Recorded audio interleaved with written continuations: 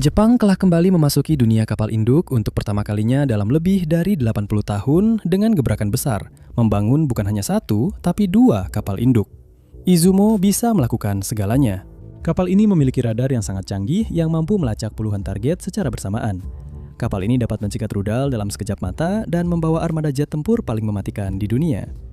Tapi begini, kapal-kapal ini seharusnya tidak ada. Jepang menghabiskan puluhan tahun terikat oleh aturan ketat pasca perang yang melarang kapal induk ofensif.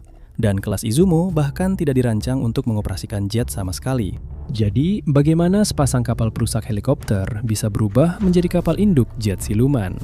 Bagaimana asal-usulnya yang aneh dan keterbatasannya membuatnya menjadi andalan Angkatan Laut Jepang? Dan bisakah kapal ini membuktikan dirinya lebih dari sekedar pihak yang tidak diunggulkan ketika saatnya tiba?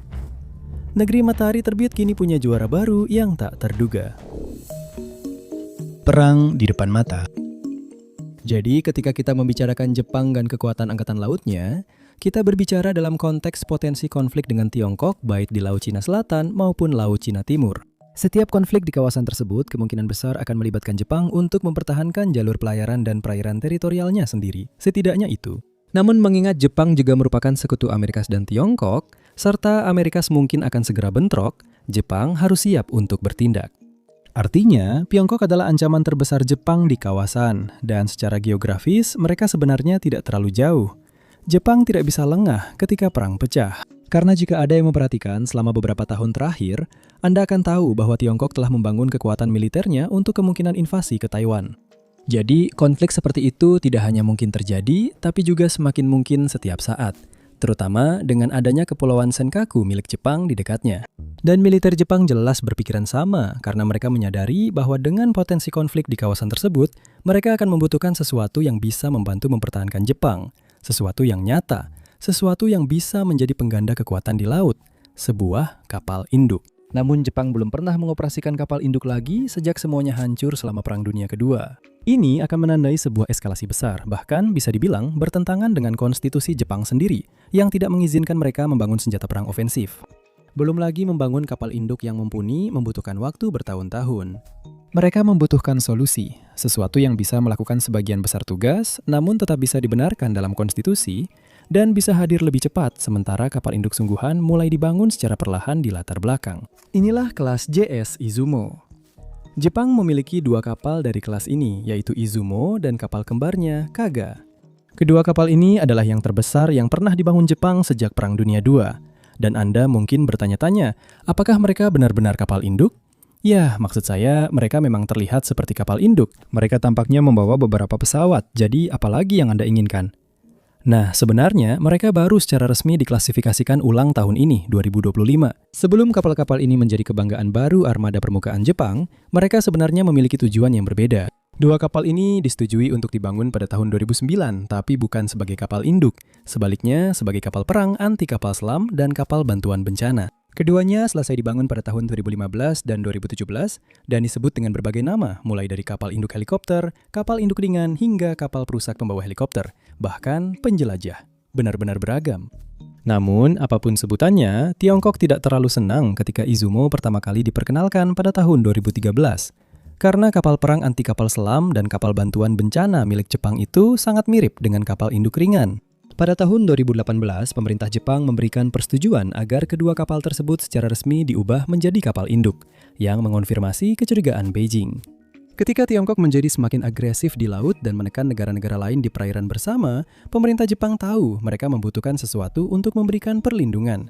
Sehingga kapal-kapal tersebut diam-diam dirombak ulang sampai penetapan ulang mereka diumumkan pada tahun 2025. Namun bahkan sekarang, kode untuk kapal-kapal ini adalah CVM, yang pada dasarnya hanya berarti serbaguna. Bahkan Angkatan Laut Jepang pun tidak tahu harus menyebutnya apa. Dan kami juga tidak terlalu yakin. Bagaimanapun, mereka jelas tidak bisa lagi disebut seperti sebelumnya, karena kedua kapal tersebut telah mengalami banyak modifikasi. Keduanya tidak memiliki landasan pacu yang cukup panjang untuk pesawat bersayap tetap lepas landas. Jadi keduanya harus diperpanjang setelah seluruh haluan kapal dilepas. Ya, kelas ini akan menjadi kapal induk sejati, bukan hanya untuk operasi penyelamatan di laut dengan helikopter. Deknya juga diperkuat dan dimodifikasi untuk menopang berat tambahan pesawat-pesawat ini serta keausan yang ditimbulkannya. Sekarang, kapal induk ini yang diklasifikasikan ulang dan secara resmi diperkenalkan ke dunia menimbulkan banyak perdebatan publik di Jepang. Seperti yang sudah disebutkan, konstitusi Jepang memiliki larangan sementara terhadap senjata ofensif setelah berakhirnya Perang Dunia II. Segala sesuatu yang dibuat Jepang dalam hal persenjataan sejak saat itu sebagian besar dianggap sebagai senjata defensif, sesuai dengan pasal 9 konstitusi negara tersebut. Namun, kapal induk bisa ditafsirkan secara berbeda. Kapal ini pada dasarnya mengirimkan pesawat untuk secara aktif menyerang target lain. Bukankah ini merupakan senjata ofensif dan karenanya tidak konstitusional? Jadi, Tokyo dan para pengacaranya melakukan apa yang paling baik dilakukan oleh pengacara. Mereka hanya mengada-ada saja. Jepang secara resmi mengklasifikasikan kapal-kapal tersebut sebagai bersifat defensif. Dan meskipun itu tampak seperti cara yang sangat mudah untuk mengakali bagian konstitusi ini, Anda akan melihat dalam desain mereka bahwa kedua kapal ini sebenarnya dibangun dengan pertahanan sebagai prioritas utama. Namun, masih ada beberapa kontroversi seputar kapal-kapal ini, dengan mereka mendapatkan perhatian media yang cukup besar, karena ini akan menjadi kapal induk Jepang pertama sejak abad ke-20 lengkap dengan bendera matahari terbit dan semuanya. Sekarang tidak diketahui apakah rencana tersebut benar-benar berubah untuk mengubah kapal-kapal induk ini setelah meningkatnya agresi Tiongkok di wilayah tersebut, atau apakah memang sejak awal hanya pura-pura yang pada akhirnya akan dihapus.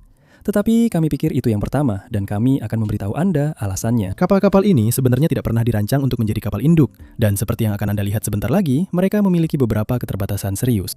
Jika ini memang rencananya sejak awal, mengapa tidak diam-diam saja membangun kapal induk sungguhan daripada kapal induk mini seperti ini? Pasti akan lebih murah dan tidak memakan waktu lama jika langsung membangun kapal induk dari awal. Konversi cepat kedua kapal ini menjadi kapal induk menunjukkan bahwa Tokyo tahu mereka membutuhkan sesuatu yang bisa langsung digunakan dalam jangka pendek. Meskipun bukan solusi yang sempurna, kapal-kapal ini memberikan 3 hal yang dibutuhkan pemerintah Jepang pada saat itu. Hal ini bisa dilakukan lebih cepat daripada kapal induk tradisional, memberikan sebagian besar kegunaan dan menghindari krisis konstitusi. Jadi, Tokyo akhirnya memiliki kapal induk kecilnya. Jadi, apa yang bisa mereka lakukan ketika keadaan benar-benar mendesak? Baiklah, mari kita uji kemampuan mereka. Kecil, tapi kuat. Jadi, apa yang bisa kita simpulkan dari kapal induk kecil Jepang ini jika kita melihat spesifikasinya? Pertama-tama, biaya pembangunan kapal pertama adalah 113,9 miliar yen Jepang, yaitu sekitar 1,5 miliar dolar Amerika Serikat. Jumlah yang cukup besar untuk kapal sepanjang 248 meter atau 840 kaki. Lebarnya juga hanya 38 meter atau 124 kaki. Untuk ukuran kapal induk, itu cukup kecil. Bahkan INS Vikran, kapal induk Soviet lama yang dibeli pemerintah India dari Ukraina pada tahun 90-an, lebih panjang hampir 15 meter dari itu. Dan itu sudah berusia puluhan tahun. Perbedaan ukuran ini tercermin pada bobot penaman Izumo yang hanya 27.000 ton saat terisi penuh, yang membuatnya lebih sebanding secara spesifikasi dengan kapal induk ringan. Ini juga cukup masuk akal, mengingat persenjataannya yang terbatas pada 2 sistem peluncur rudal Mark 15 Krem dan 2 sistem senjata jarak dekat Mark 15 Phalanx. Keduanya sangat mumpuni, tetapi meskipun kata destroyer telah melekat pada kapal ini selama bertahun-tahun, Izumo tidak akan banyak melakukan penghancuran dalam pertempuran, setidaknya tidak secara langsung. Tapi sejujurnya, itu mungkin keputusan yang bijak mengingat ukurannya yang tergolong kecil. Sekarang lihat, ukuran bukan segalanya, jadi Izumo yang agak kecil seharusnya tidak mengurangi kualitas baiknya. Tapi pada akhirnya, kapal ini memang seharusnya menjadi kapal induk. Area yang lebih kecil berarti lebih sedikit pesawat yang bisa beroperasi di atasnya pada saat bersamaan. Lebih sedikit yang bisa disimpan, dan lebih sedikit yang bisa mempertahankan kapal. Malah, hal ini menunjukkan rasa urgensi di kalangan pemerintah Tokyo untuk mendapatkan sesuatu yang setidaknya bisa berperan seperti kapal induk. Itulah sebabnya kapal-kapal ini dimodifikasi dan diklasifikasikan ulang. Kapal ini lebih kecil dari kebanyakan kapal induk modern karena memang awalnya tidak dirancang sebagai kapal induk, setidaknya untuk pesawat bersayap tetap. Namun, dek penerbangan yang lebih kecil ini masih memiliki ruang yang cukup luas secara mengejutkan. Kapal ini dapat menampung hingga 28 helikopter atau 14 pesawat yang lebih besar. Dengan 5 helikopter dapat lepas landas dan mendarat di dek penerbangan secara bersamaan. Untuk pesawat, mereka harus antre satu persatu. Itu tentu saja bukan hal yang sepele, meskipun tingkat sortinya akan jauh lebih rendah dibandingkan kapal induk tradisional. Untuk kebutuhan Jepang dalam mempertahankan perairan teritorialnya, ini jelas jauh lebih baik dibanding saat negara tersebut sebelumnya punya sangat sedikit pilihan. Sebelum kapal-kapal tersebut dimodifikasi dan diklasifikasikan ulang, mereka memiliki perlengkapan internal berupa 7 helikopter perang anti kapal selam SH-60JK dan 2 helikopter pencarian dan penyelamatan.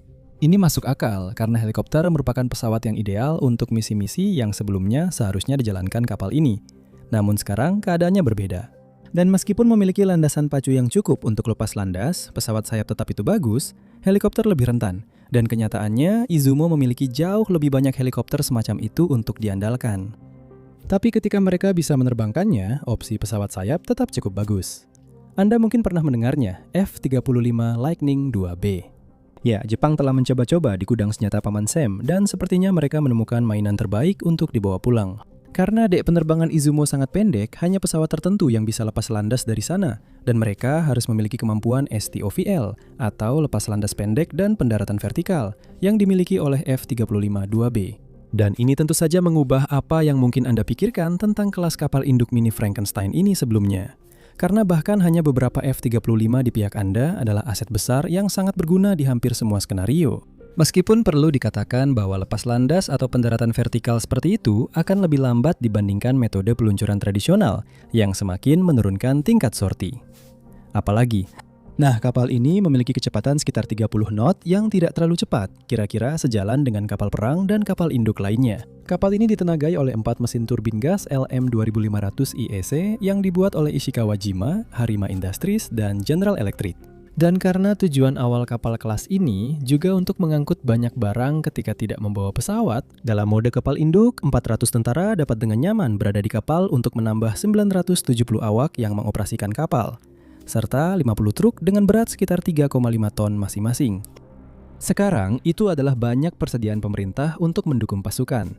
Tentu saja, kapal ini juga bisa diisi dengan peralatan penting, dan bahkan bisa dijadikan rumah sakit lapangan jika terjadi hal terburuk.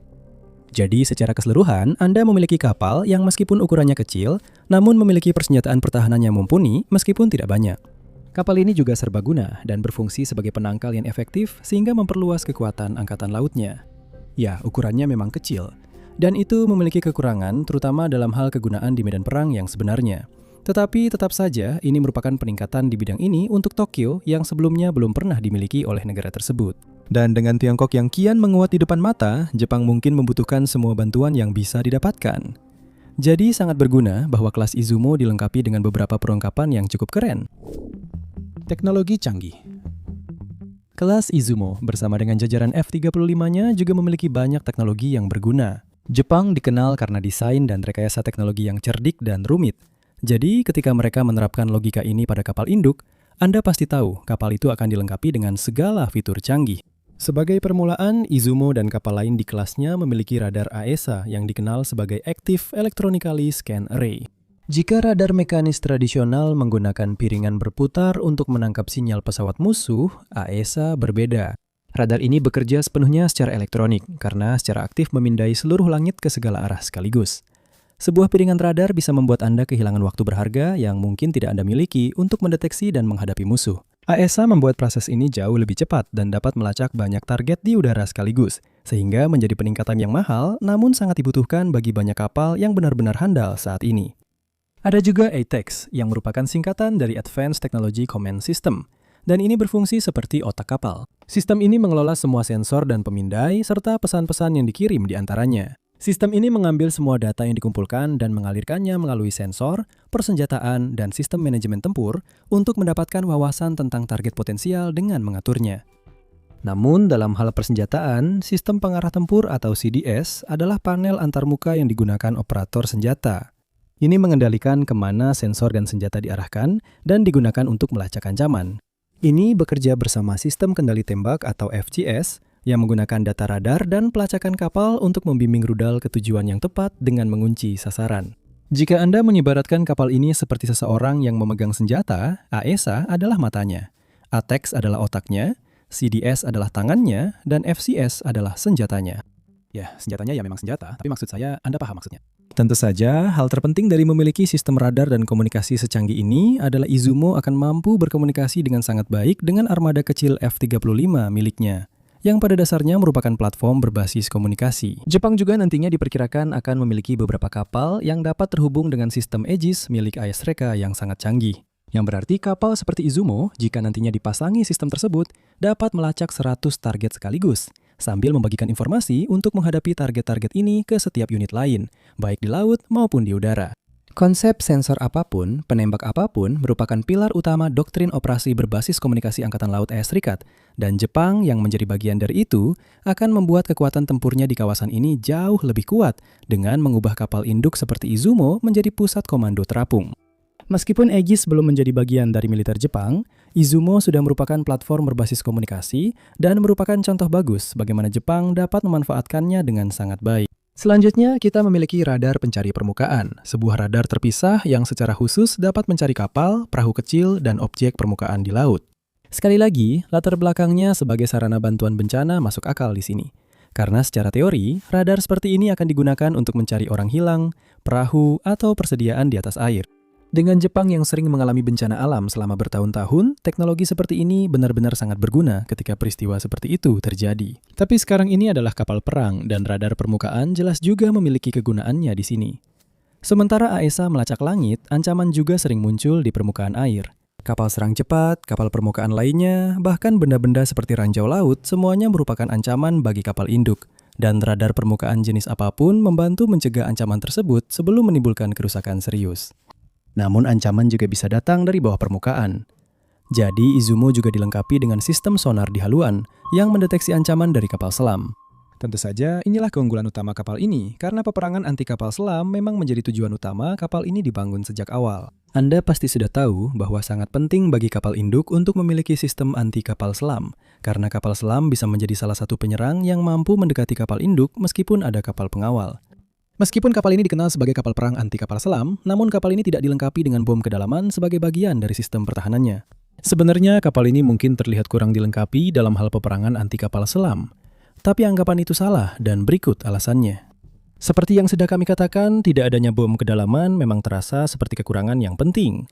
Dan satu-satunya perlindungan langsung Izumo terhadap torpedo selain kemampuan manuvernya adalah umpan bergerak anti torpedo milik kapal dan pengacau akustik terapungnya. Yang pertama adalah senjata yang diluncurkan yang menggunakan umpan untuk membingungkan torpedo dan membuatnya melenceng dari jalur, mirip seperti flare dan chaff untuk rudal di udara. Tapi setelah persediaan habis, ya sudah. Tapi Izumo tidak sepenuhnya dibiarkan tanpa pertahanan, karena yang kedua adalah jammer yang ditembakkan ke dalam air yang menghasilkan suara bising juga membingungkan torpedo. Dan ingat, kapal ini hampir tidak pernah berlayar sendirian. Kapal ini memang dirancang untuk ditemani oleh banyak kapal lain yang juga memberikan lapisan perlindungan selama pengawalan.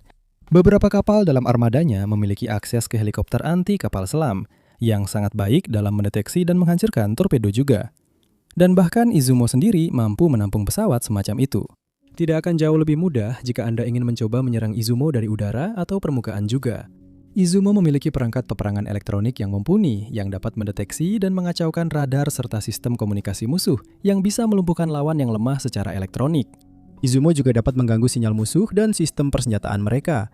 Tidak hanya membuat kapal lain buta, tapi juga tidak berdaya.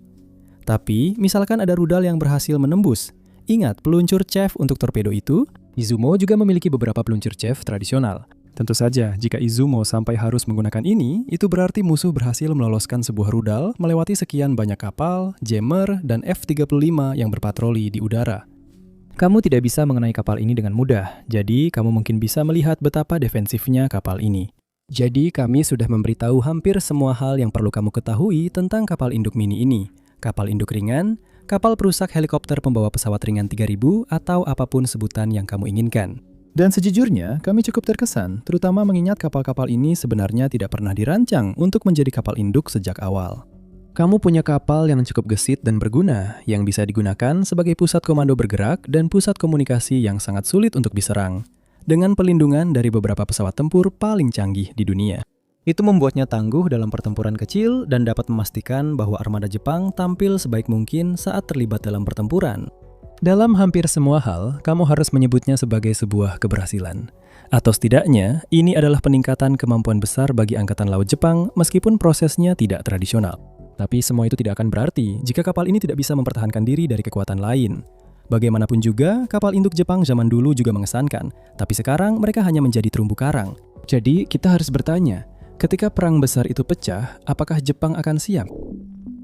Apakah itu akan berhasil? Dan pertanyaan itu sebenarnya bermuara pada apakah Izumo bisa membantu mempertahankan Jepang dari Tiongkok? Dan dengarkan, apakah itu bisa membantu? Ya, tentu saja. Apakah itu memungkinkan Angkatan Laut Jepang mendukung pasukan sekutu lain di kawasan ini? Hampir pasti. Tapi apakah Jepang masih akan kalah perang dengan Tiongkok jika mereka berperang hari ini? Ya, kemungkinan besar. Keunggulan jumlah personel Tiongkok saja sudah membuat mereka menjadi lawan yang sangat sulit untuk dilawan. Ditambah lagi dengan keunggulan manufakturnya, fakta bahwa teknologinya, meskipun belum melampaui Jepang, sedang berkembang pesat, persediaan misil yang sangat banyak, dan keunggulan ekonominya, ini jelas bukan tandingan. Itu bukan berarti meremehkan Jepang. Jepang akan membutuhkan jauh lebih dari 2 kapal induk mini yang dimodifikasi untuk bisa melawan Tiongkok sendirian.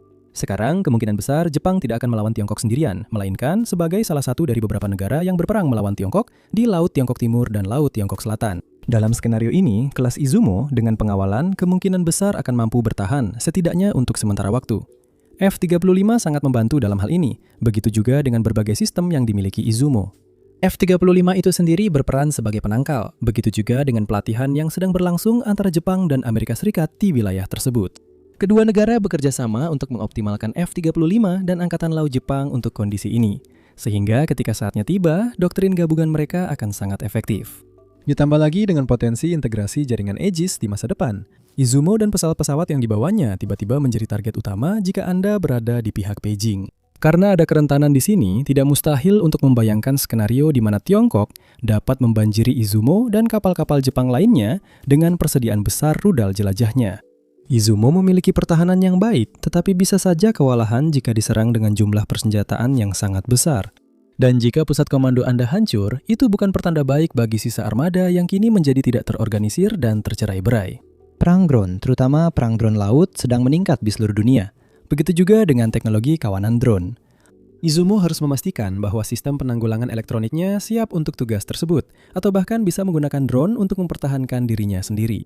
Izumo sebenarnya adalah kapal induk yang ideal untuk bekerja dengan drone juga, mengingat landasan pacunya yang lebih pendek, sehingga kurang terpengaruh oleh drone ringan. Potensi ini membantu Angkatan Laut Jepang mempersiapkan Izumo dan Kaga untuk masa depan, ketika kapal induk sejati pada akhirnya akan menggantikan mereka. Ini memang merupakan kerentanan ya, tapi itu tidak berarti kapal ini dan sejenisnya tidak bisa dipertahankan, sama sekali tidak. Dengan berinteraksi dengan landscape di sekitarnya, kapal tempur permukaan, kapal selam, F-35 pertahanan rudal, dan lainnya, Jepang secara realistis bisa mengendalikan jalur laut penting melawan sebagian armada permukaan Tiongkok dalam kondisi yang tepat dengan menggunakan kapal-kapal ini. F-35 memberikan armada Jepang jangkauan pengawasan hingga ratusan mil, dan jaringan komunikasi akan bekerja secara harmonis untuk menghancurkan apapun yang tidak memiliki bendera matahari terbit di atasnya. Ini bisa menjadi kekuatan yang sangat sulit untuk disingkirkan tanpa kekuatan tembak, perhatian, dan upaya yang signifikan, yang merupakan kondisi ideal bagi para lawan Tiongkok. Pertarungan langsung tidak akan berlangsung lama, tetapi Tiongkok mungkin tidak memiliki sumber daya yang cukup untuk dialokasikan ke Jepang. Dan itu membuat kita memiliki kapal induk kecil yang ternyata bisa. Maksud saya, kapal itu benar-benar bisa. Meskipun ukurannya relatif kecil untuk kapal induk modern dan awalnya bahkan tidak dirancang sebagai kapal induk, kita memiliki sesuatu yang mampu, andal, fleksibel, dan berbahaya. Jepang sedang merencanakan lebih banyak kapal induk buatan mereka sendiri dari awal, tetapi sementara itu, kelas Izumo akan cukup untuk menutup kekurangan. Seperti yang sudah kami katakan beberapa kali di video ini, lebih baik mereka memilikinya daripada tidak sama sekali. Jepang memiliki kapal terbesar dan kapal induk pertamanya sejak Perang Dunia Kedua adalah hal yang sangat penting. Hal ini banyak bicara tentang adanya ancaman kekerasan yang sudah di depan mata, dan juga banyak bicara tentang semangat orang Jepang untuk menghadapi musuh-musuh seperti itu secara langsung. Izumo memang tidak sempurna, tapi kapal ini benar-benar mewakili Jepang sebagai sebuah bangsa saat ini. Kecil tapi kuat, mudah beradaptasi tapi efisien, terorganisir tapi mematikan, dan yang terpenting, siap menghadapi segala kemungkinan. Tapi, apapun pendapat Anda tentang kelas Izumo, apakah Anda menganggapnya sebagai tumpukan rongsokan yang disatukan di detik terakhir? Atau Anda pikir kapal ini adalah tambahan yang mengesankan untuk kemampuan Angkatan Laut negara? Kita semua bisa sepakat pada satu hal. Jika ancaman kekerasan yang membayang itu suatu hari benar-benar datang, Jepang akan membutuhkannya. Terima kasih telah menonton.